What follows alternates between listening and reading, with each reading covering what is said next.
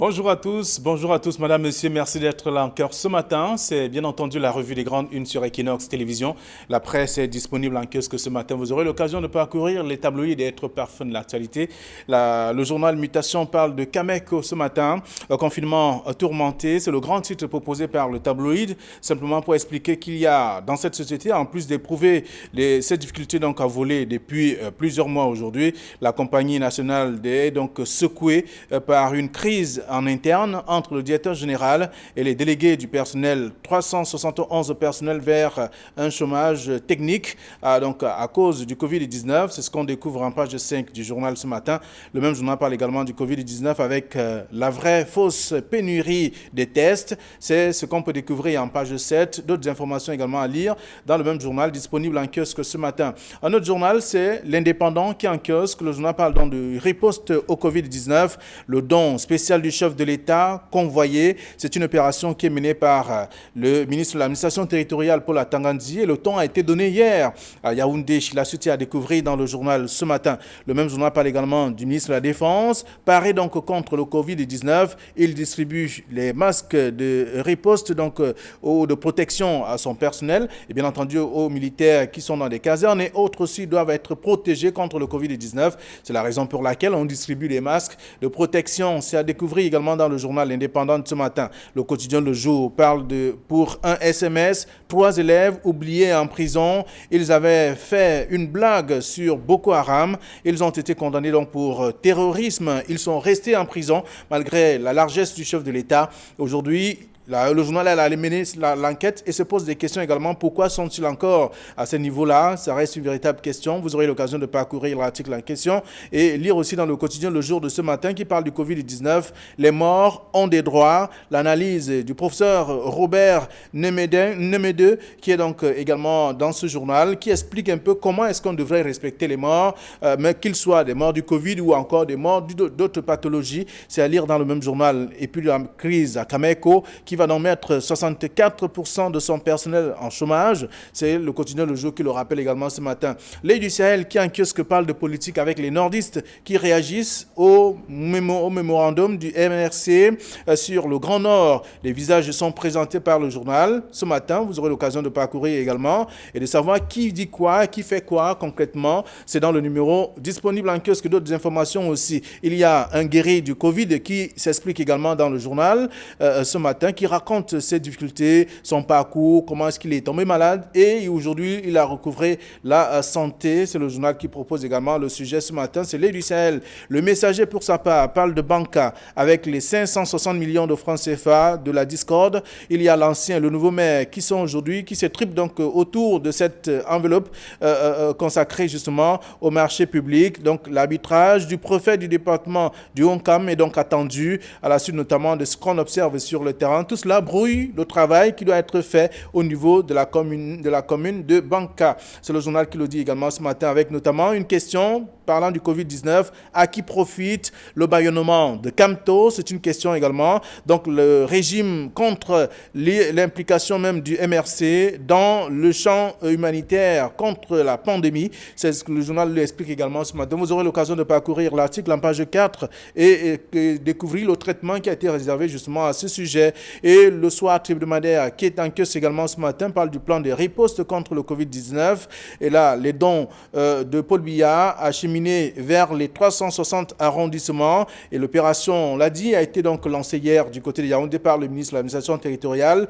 D'autres localités attendent donc de bénéficier de ce don. C'est dans le journal ce matin. On parle aussi du coronavirus avec Le Monde. Ne s'est-il finalement pas trompé de chemin? C'est une question que se pose également un acteur politique, également dans le même journal disponible en kiosque ce matin. Cameroun Tribune parle de don spécial du chef de l'État. Les régions servies, c'est le grand titre pour expliquer justement les régions, les localités qui vont bénéficier du don du chef de l'État. C'est également dans le journal ce matin. D'autres informations aussi. Le journal L'économie parle également d'évaluation avec le coronavirus qui s'invite donc au marché des matières premières dans l'article en page 2. Vous aurez l'occasion également de découvrir le traitement qui est réservé à cette autre actualité dans le journal ce matin, qui a également d'autres informations aussi. Eco Matin parle justement du coronavirus. Comment l'État peut-il peut-il donc sauver les petites et moyennes entreprises des acteurs du secteur? S'exprime d'ailleurs dans le même journal ce matin et d'autres informations également parlant de la BEAC qui cherche également des moyens pour encourager et soutenir d'autres régions, d'autres pays dans le cadre notamment de ce combat contre le Covid-19. C'est dans Éco Matin de ce matin. Le Popoli qui est disponible en kiosque parle d'un remaniement pour clore Garbou. Le retour de la chicotte, c'est la question, mais avec des caricatures. Aujourd'hui, le chef de l'État et quelques ministres également qui s'expriment sur la question. Je vous invite à parcourir le journal satirique en question disponible en kiosque, tout comme Repère, qui parle également de la prise en charge du Covid-19, la saison des trafics et des raquettes à découvrir dans le dossier proposé par le numéro de ce matin. D'autres informations aussi. Forum Libre parle de cacophonie dans la lutte contre le Covid-19, l'urgence d'un gouvernement de crise à lire dans le dossier proposé par le tabloïd et d'autres informations également disponibles en kiosque ce mercredi. Avec nous sur ce plateau, Casimir Désiré Tagné, bonjour. C'est le mercredi de Casimir. Bonjour Flavien, bonjour Idriss, bonjour aux téléspectateurs, bienvenue au mercredi de Casimir et Idriss. Je vais vous surprendre un peu d'entrée de jeu. Je voudrais ouvrir cette émission par une déclaration. D'une déclaration du président de l'Assemblée nationale qui, au sujet du don spécial fait par le Sénat de 100 millions de francs CFA, il a fait une déclaration et je voudrais que chacun retienne cela. Il dit, Kavaïgué, que le Sénat est une association d'anciens braqueurs des caisses de l'État. Bonjour Idriss Lissam. Bonjour Flavien, bonjour à Casimir, bonjour à tous les téléspectateurs, les fidèles de la revue des Grands Deux. Merci d'être là. Également, comme tous les mercredis, avec vous, nous allons faire le tour de quelques sujets proposés par la presse ce matin. Cameco, confinement, c'est mutation qu'il dit, confinement tourmenté. L'entreprise avait déjà du mal à fonctionner et aujourd'hui, avec le confinement, tout est davantage compliqué avec 371 personnels qui doivent retrouver, en tout cas, qui doivent se retourner au chômage, même si c'est un chômage technique. En tout cas, il y a deux organes de presse, pas de moindre, qui ont parlé ce matin de Cameco. Le premier, c'est Mutation, mais le deuxième, c'est le quotidien Le Jour, qui a expressément déclaré que c'est 64% du personnel de Cameco qui doit se retrouver au chômage à cause du Covid. Il faut dire que ce n'est pas seulement Cameco qui connaît des problèmes avec le coronavirus. Beaucoup d'entreprises sont dans ce coup-là. Mais le cas de Cameco nous intéresse surtout parce que c'est une entreprise nationale, c'est une entreprise, c'est en réalité l'étoile du Cameroun qui ne brillera plus, qui n'a plus jamais brillé. Et là, vous allez m'excuser un tout petit peu, lorsque quelqu'un maîtrise sa chose, il faut lui faire confiance. Camer, que ce soit Camer ou Cameco, n'a jamais été bien portant que quand c'était sous Yves Michel Foton. Alors moi, je crois qu'il fallait même, à défaut d'aller lui demander la recette, à défaut d'aller lui demander de revenir diriger la Cameco, parce que ce n'est peut-être plus possible, aller lui demander comment est-ce qu'il a fait pour que Cameco soit ce que Cameco était dans les années 2002, 2004, 2002 jusqu'à 2003, où Cameco avait la confiance de l'ONU, c'est la Camer qui portait les casques bleus de l'ONU, c'est Camer qui portait les invités et ceux qui s'en vont à la Mecque là, c'est Camer, et ainsi de suite. Camer avait la confiance, Camer s'était retrouvé avec près de 9 aéronefs, ce qu'on n'avait jamais vu. Et ça, c'était la recette de Yves Michel Foton. Je crois qu'il faut être humble, d'aller rentrer vers lui pour demander comment est-ce qu'il a fait pour que Camer vive ainsi. Aujourd'hui, vous allez voir qu'un ancien PCA a été nommé DG, alors qu'on croyait qu'il maîtrise bien la chose. Finalement, il est en train de se mordre la patte sous le nez de Cameco. Et finalement, c'est la Cameco qui pique le nez et qui ne volera plus jamais. Voilà. Idriss Lissam, c'est une entreprise parmi tant d'autres, en tout cas, qui aujourd'hui connaît des difficultés. Mais c'était moi, Flavien, les entreprises qui, avant coronavirus, se portaient comme un charme, qui étaient dans une embellie, surtout les entreprises parapubliques ou bien publiques. Citez-moi, si vous en connaissez. Il n'y en a pas beaucoup. Et il faut dire que tant que nous allons rester, Flavien, dans une mafia, c'est-à-dire une gouvernance de la mafia, c'est-à-dire que ce n'est pas l'intérêt des clients. C'est pas, on dit bien l'étoile du Cameroun, comme l'a dit Casimir, mais l'étoile du Cameroun, lorsque ce n'est pas une appropriation de ceux-là qui sont là, ou bien de ceux qui sont dans la chaîne de décision, qui font plutôt de la mafia. Et la mafia veut dire quoi? C'est-à-dire qu'on met des gens qui viennent là pour pouvoir nous aider à pouvoir encore grappiller plein d'argent. Ce n'est pas... Donc vous voulez me dire que les Camerounais qui géraient la Camer, comme à l'époque, étaient plus Camerounais que ceux qui sont là aujourd'hui, donc étaient plus brillants que ceux qui étaient là aujourd'hui. En fait, aujourd'hui, nous avons des dirigeants, Flavien, qui sont dans la gouvernance de l'escroquerie, la gouvernance de détournement, la gouvernance de se faire les poches, parce que demain, je ne sais pas ce qu'ils calculent, mais c'est de ça qu'il est question. Et ça ne commence pas seulement à la Cameco, mais la Cameco est une illustration. Parce que regardez cette entreprise, depuis qu'elle est revenue sur la scène, et vous voyez le type de financement de l'État. Et là même encore, hier, le directeur général a écrit au ministre des Finances pour demander encore un appel de fonds pour pouvoir gérer. Parce que quand on met les gens en congé technique, vous savez que ce que le gars de travail prévoit. Donc on va toujours... Mais cette entreprise reçoit. C'est-à-dire que c'est un peu comme un entonnoir. On fait que mettre, mais au lieu que l'eau même arrive au seuil, mais l'eau ne fait que sortir. Non, il faut que ces genres de gouvernance s'arrêtent. Et je vous dis, c'est un mécanisme. Lorsque un DG arrive dans cette entreprise, Casimir disait tantôt que le PCA actuel, et le DG actuel est PCA, et qu'un DG ne suit pas la mafia, on fait tout pour le mettre de côté. Parce que l'objectif n'est pas que cette entreprise tourne. Regardez Ethiopian Airlines, qui est né longtemps après Cameco, qui a une centaine d'avions. Centaines, je ne parle pas de dizaines ou bien de centaines d'avions.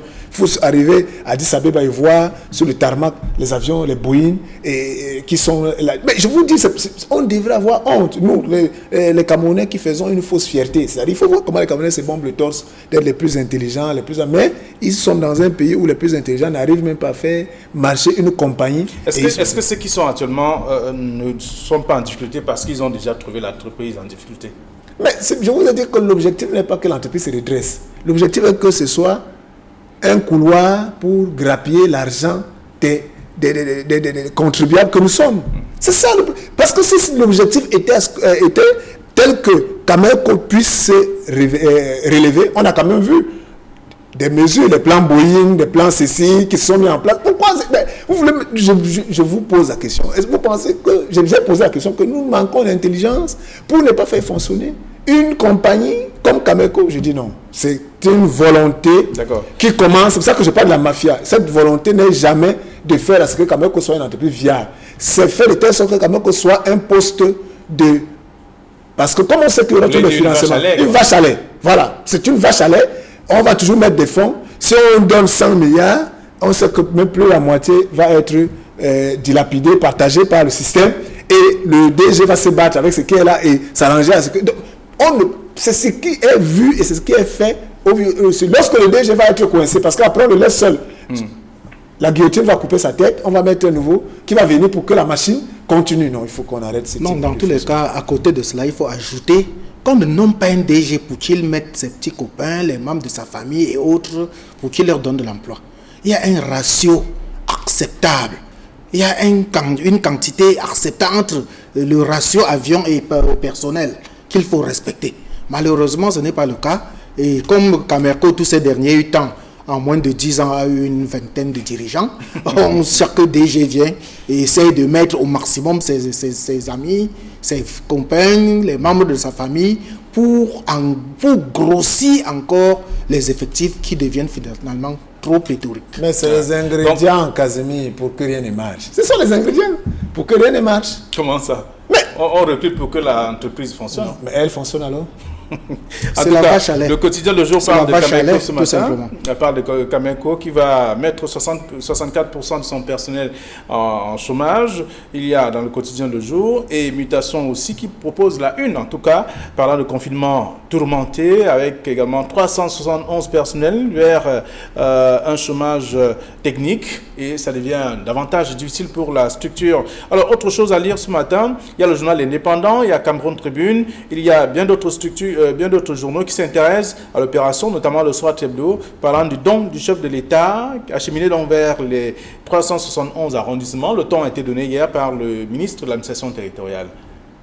Oui, toujours en grande pompe. Vous savez que le ministre de l'administration territoriale est un metteur en scène, donc qui est déjà reconnu et connu. Dans ce sens-là, donc, bon, je pense que lorsqu'on fait un don, vous savez, il y a deux attitudes, Flavien. Lorsqu'on fait un don, il y en a qui font des dons et qui n'aimeraient jamais qu'on cite même leur nom. Bon, qu'on voit même qu'ils ont fait le don. Parce que le plus important n'est pas le don, le plus important c'est ce à quoi le don va servir. C'est-à-dire que comme on est dans une situation de crise sanitaire où les gens doivent pouvoir éviter d'être propagateurs du coronavirus, il faut absolument que les populations soient soutenues dans cette campagne de lutte contre ce virus. Alors aujourd'hui, il y a le chef de l'État qui a fait un don et quand on lit dans la presse, on constate qu'il y a le ministre de l'administration territoriale qui suit l'implémentation de cela. Donc dans les 360, on nous a mis dans la presse ce matin que ce sont les cargos militaires qui sont en train de s'acheminer. Donc il y a environ peut-être 360 cargos militaires qui sont en train d'aller dans les 360 communes, je ne sais pas. Bon, mais le MINAT a fait juste une scénarisation de cela pour pouvoir expliquer, peut-être démontrer selon lui qu'ils sont passés de la parole à l'acte. Bon, maintenant, on a quand même vu des banderoles, des choses. En fait, est-ce que ça apporte en plus? C'est pour ça que je dis qu'il y a deux attitudes. On peut faire un nom sans faire du boucan, parce que ce n'est pas le boucan qui est important. En ce moment, je pense que ce qui est important, c'est que les gens aient les masques, que les gens aient des stations de lavage de mains partout, que les gens qui souffrent du confinement, c'est-à-dire que du fait que le pays, l'économie ne tourne plus bien, qui souffrent, qui arrivent à joindre les deux bouts, puissent avoir quelque chose. C'est ça qui est important. Donc, faire le don, c'est normal, parce que ceux qui ont plus ou moins, le chef de l'État l'a fait, et les gens le font. Puis je suis sûr que vous-même, vous avez déjà fait à votre niveau. Chacun qui peut le fait, mais il y a ceux qui le font sans tambour ni trompette, il y a ceux qui le font avec tambour et trompette. Ainsi va la vie, mais le plus important c'est quoi? C'est que est-ce que le nombre de personnes contaminées est-ce qu'avons-nous atteint le pic? Est-ce que le nombre commence à chuter? Je ne pense pas, au contraire, les chiffres ne font que monter pour dire que le combat est là. Laissons les tambours et il y a beaucoup de guéris quand même, les trompettes sur les. Oui, mais on ne veut même plus que les gens s'infectent. En fait, on ne veut plus que les gens s'infectent parce que tant que les gens s'infecteront, il y aura les guéris, il y aura les décédés. Donc, il faut arrêter la propagation. Oui, alors, donc, c'est un don spécial du chef de l'État, comme le journal indépendant le dit, qu'on voyait déjà, avec également ce que propose le journal Le Soir hebdomadaire, le don de Paul Biya, acheminé vers les 360 arrondissements du Cameroun. Ça va quand même aider la population. C'est pour contrecarrer, justement, l'éventuel... Vous oubliez même Cameroun Tribune. Mais... Oui, il y a Cameroun Tribune qui est également disponible, qui parle des régions servies. Voilà. Ces dons du chef d'État m'amène à faire deux observations. La première observation, c'est que le ministre Paul Atangadji a suffisamment à faire. Il a tellement à faire, même s'il faut seulement s'occuper d'acheminer ces dons-là, c'est suffisamment du travail que de s'acharner sur un compte ouvert par un particulier ou un parti politique pour également lutter contre le Covid-19. Atangadji a suffisamment à faire, il doit oublier. Et puis, comme je l'avais dit la semaine dernière, lorsqu'il y a un incendie, même l'eau sale éteint le feu. Donc, il devrait laisser les autres initiatives. Et quand bien même, il fallait attendre cette initiative du chef de l'État, vous voyez que ça fait déjà plus d'1 mois et demi, ou voire même 2 mois, que le Covid est en train de sévir au Cameroun. Fallait-il attendre 2 mois pour que le don du chef de l'État arrive? Ça, c'est la première observation. On dira que mieux vaut tard que jamais. Mieux vaut tard que jamais, c'est vrai, mais en arrivant, il faudrait donc attendre que tous les Camerounais soient exterminés, parce qu'on attend un éventuel don du chef de l'État qu'Atangadji donnera le jour qu'il voudra. Ça fait 2 semaines que le chef de l'État a débloqué les 2 milliards pour faire ce don-là. C'est aujourd'hui qu'Atangadji pense qu'il faut donner aux populations. La deuxième observation, c'est que ce don... Il y a la répartition, il y a d'abord vous êtes arrivé justement sur ma deuxième observation. La deuxième observation, c'est que ces dons sont prévus être distribués dans les 360 communes. Je prends l'exemple de ma commune à Banjoun. Ma commune, c'est la commune de Banjoun-Pété. Là où Photo Victor, le défunt père, son âme était mère. Je me demande quand un camion va arriver à Banjoun-Pété, on va distribuer à qui et laisser qui? Est-ce que ça va arriver au fin fond de mon village, en Bo, ou à Famleng, ou en Bien, et aux autres sous-quartiers de mon village? Oui, mais il faut déjà savoir combien. Vous voyez donc il faut laisser toutes les possibilités Moi, cette semaine, j'ai été particulièrement marqué par certaines personnes. Par exemple, le député de mon village, l'honorable Quincy Albert et l'honorable Soeng, qui sont allés dans le Conquis distribuer des dons. Du côté de Baham, il y a l'ancien député, l'honorable Maître Faustine, qui allait faire des dons. Il fallait donc attendre que tous ces dons-là arrivent. Il fallait attendre les dons du chef de l'État. Moi, je ne pense pas. Moi, je crois que, très humblement, il faut laisser toutes les initiatives, toutes les bonnes initiatives, que ce soit Nouran Faustine, le député PCRN, que ce soit n'importe qui serait comme le député d'Okolangs et autres, comme les maires d'ailleurs, rappelez-vous, quand Corona a commencé, c'est le maire de Douala deuxième qui, le lendemain du début, a commencé à désinfecter les mairies, les marchés, les espaces publics et autres. Il fallait attendre que ces dons du chef de l'État arrivent. Donc, de grâce, je dis bien, Paul Atangadji, qui est ministre de l'administration, que moi je l'aime beaucoup, parce qu'il va au moins au front. Il aime le choc. Je l'aime parce qu'il aime ce genre de choc. Alors, je voudrais bien qu'il laisse tout ce combat inutile de s'acharner sur un compte d'un particulier qui ne veut que aider. D'ailleurs, rappelez-vous, regardez comment le MRC a réagi. Il rappelle quand même que ce soit encadré, c'est ce qu'il dit. Quel genre d'encadrement? Je dis que quand il y a incendie, on ne regarde pas la qualité de l'eau qui doit éteindre le feu. Retenez bien cette assertion-là. Quand il y a incendie, toutes les qualités d'eau peuvent éteindre le feu. Même si c'est l'eau sale, même les pipis éteignent le feu. Alors, Cameroun Tribune qui parle des régions servies, parlant du don spécial du chef de l'État, vous voulez ajouter quelque chose? Oui, je voudrais juste ajouter quelque chose pour dire à Casimir qu'on ne va pas empêcher... Vous savez, chacun est libre de faire. Je vous ai dit qu'il y a deux manières de faire des dons. Et il y en a ceux qui utilisent les dons comme des actions politiques. Vous n'allez pas empêcher le ministre Atangadji de faire son show politique. Son one-man show. Bon, son one-man show politique, parce qu'il c'est son bon droit. Et vous savez qu'il y a des zélés... De s'attaquer au compte ouvert de gauche à droite. Non, je dis qu'il y a des zélés partout, Casimir. Il faut savoir, il faut de tout pour faire un monde. Alors, mais le plus intéressant dans cette affaire est que les citoyens que nous sommes, nous savons quand même faire la part des choses. Et les gens savent. Et vous avez dit que tout, c'est-à-dire que quand il y a un incendie, toute eau est bonne pour éteindre le feu. Donc, il faut venir éteindre le feu du coronavirus. Donc, et non s'attarder sur le fait que peut-être lorsque tu portes ton eau, quelqu'un te met un cloque à jambe, tu tombes avant d'arriver à la maison, quand tu n'es pas dans le feu, donc, et qu'entre-temps, on leur dit que non, ce sont mes enfants qui me font l'eau. Donc, vraiment, tout cela fait que pendant ce temps, la maison se brûle. Donc, il faut laisser Atangadji faire son one-man show. Parce que aussi, les autres font aussi leur show.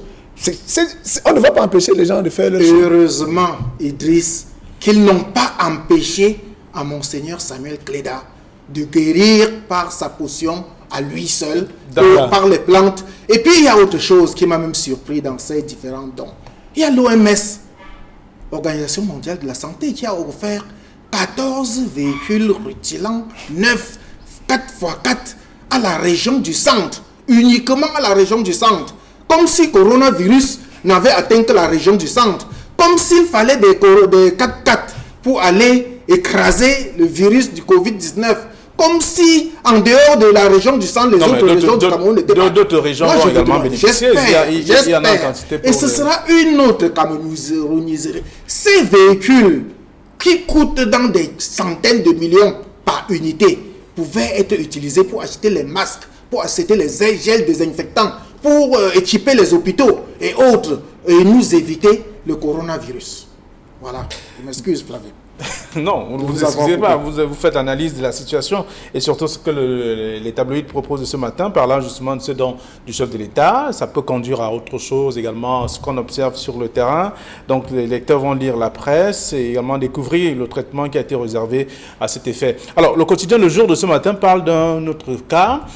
Pour un SMS, 3 élèves oubliés donc en prison. Ils avaient fait une blague sur Boko Haram. Ils ont été condamnés pour terrorisme. Oui. Ils n'ont pas bénéficié de la grâce présidentielle. Leur chef d'accusation et de condamnation les enlève d'office dans le champ des bénéficiaires des commutations des peines. Et c'est pour cela que la qualification d'une infraction est très importante. Lorsque vous arrivez au tribunal et qu'un procureur vous a amené au tribunal pour vol aggravé, il faut demander à votre avocat de se battre pour déqualifier, pour disqualifier ce fait-là, peut-être en vol simple. Parce que quand c'est déjà vol aggravé, ou bien vol avec effraction, c'est autre chose. Lorsque vous aurez été condamné sur ce chef-là, la condamnation sera grave. Vous allez voir que ces jeunes Camerounais qui s'étaient juste amusés à faire des SMS, je suis Boko Haram, nous sommes Boko Haram, et puis ils ont été condamnés pour terrorisme. Et l'acte du chef de l'État de la semaine dernière, qui faisait les commutations de peine, a bien délimité qui doit être bénéficiaire.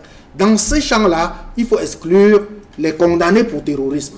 Il faut exclure les condamnés pour détournement de deniers publics. Il faut exclure les condamnations pour crimes et autres, assassinats et autres. Et ceux qui n'ont pas encore été jugés alors? Non, ceux qui n'ont pas encore été jugés ne bénéficient même pas. Mais qu'est-ce qu'ils font là-bas? C'est eux qui font le plus gros? On n'a pas tenu compte de cela.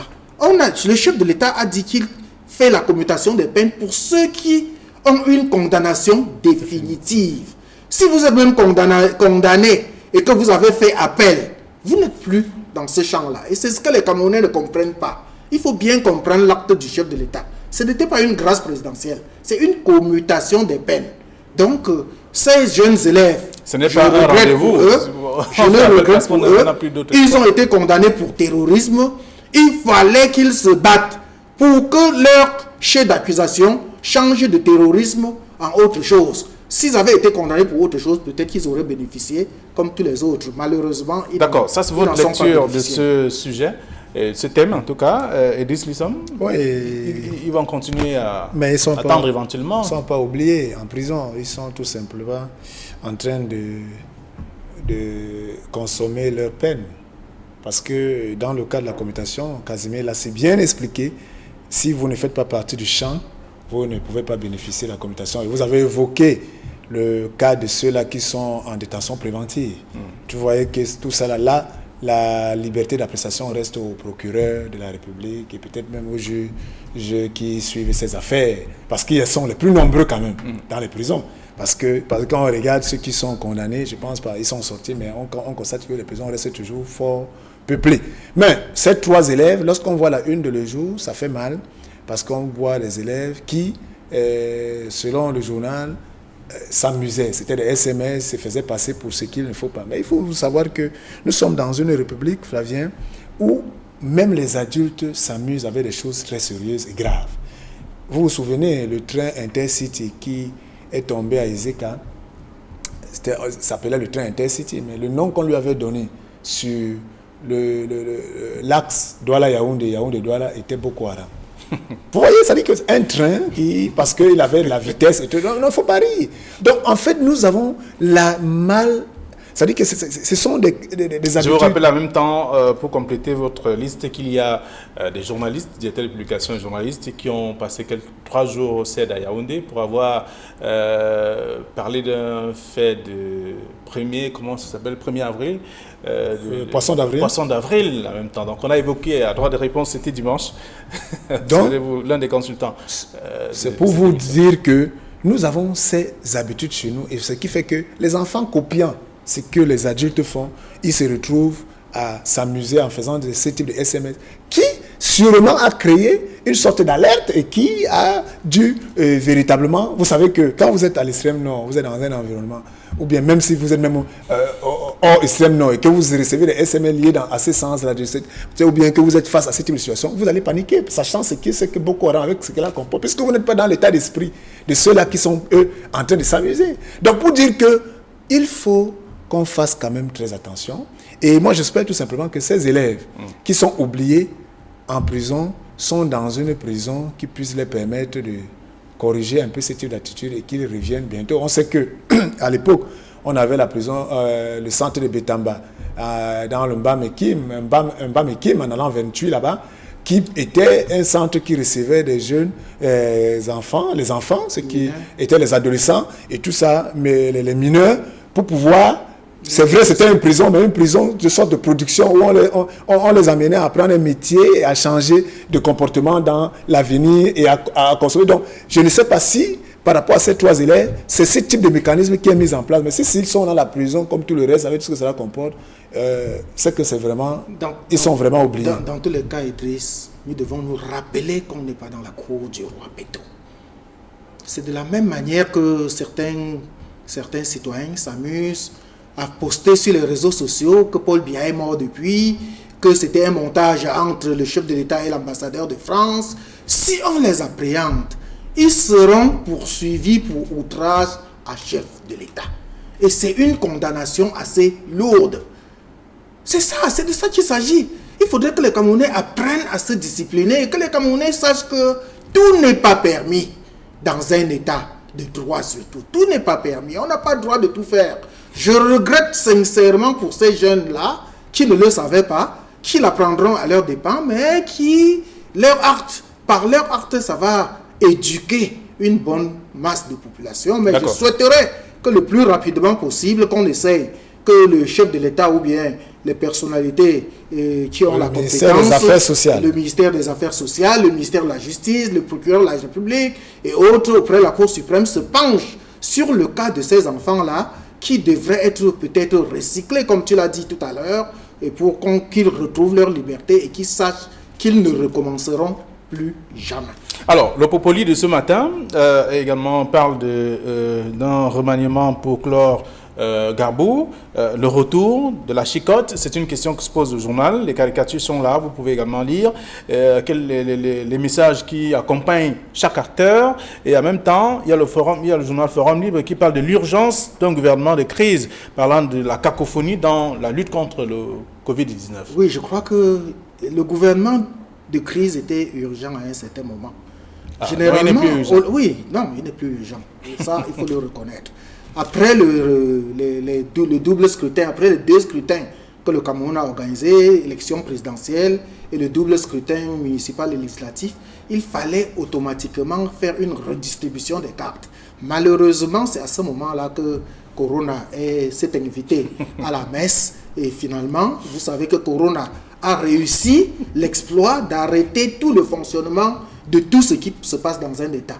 Même les sécessionnistes qui étaient très très virulents du côté du nord-ouest et du sud-ouest ont été obligés d'arrêter un tout petit peu leurs activités parce que ce que vous ne savez pas, ou alors ce que vous savez comme tous les autres, Flavien, c'est que Corona ne connaît pas le sécessionniste ou le terroriste, ne connaît pas l'homme de paix, ne connaît pas l'homme de l'opposition ou du parti au pouvoir. Le coronavirus ne connaît pas le riche ou le pauvre, ne connaît pas le membre du gouvernement ou le simple citoyen que nous sommes.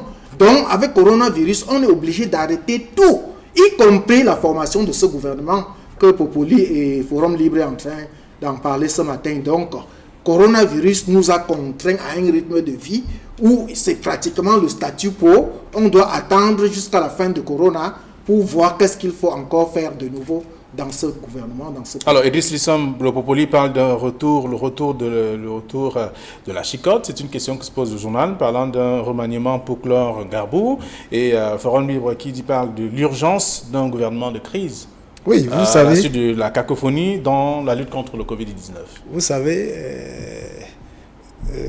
ce qui est quand même drôle, c'est que quand il y a des situations graves, on pense à nous-mêmes. Parce que lorsqu'on parle de remaniement, on pense à qui? On pense à des individus. Il y en a qui ont hâte, peut-être ils ont été consultés, qui ont hâte à véritablement retrouver le poste qu'on leur a promis. Il y en a qui sont là, qui prient même que Corona ne parte pas, que le confinement aille même jusqu'à fin d'année parce qu'ils vont rester à leur poste. Vous savez, chacun a des intérêts. Entre-temps, nous, le peuple, on est là, on n'a que nos yeux pour pleurer. Pour dire que, vraiment, je pense que le moment n'est pas indiqué pour pouvoir parler de remaniement. Mais c'est de bonne guerre, parce que si les ministres qui sont en place ont l'ambition de revenir, qu'ils gèrent très bien cette crise, ceux qui sont là, qui vont mal gérer, peut-être que lorsque Corona baissera la garde, ils seront mis de côté. Merci à vous, chers messieurs. Merci également à nos chers téléspectateurs qui auront la possibilité, en tout cas, d'aller en kiosque ce matin, se procurer les tabloïds et autres parfums de l'actualité. Nous vous souhaitons de passer une très